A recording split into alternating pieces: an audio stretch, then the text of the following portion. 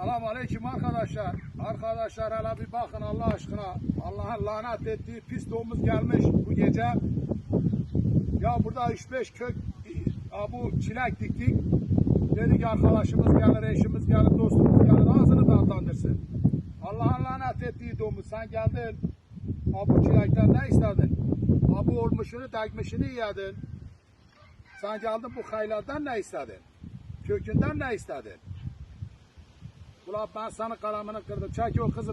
Beni çek, onu çek. Hala bak hele ne kadar zarar vermiş ha burayı. Ya bu kadar olur mu ya? Ben o yılların avcısıyım. Tövbe ettim hava. Ömrü hayatımda bugüne kadar domuz nedir bilmezdim.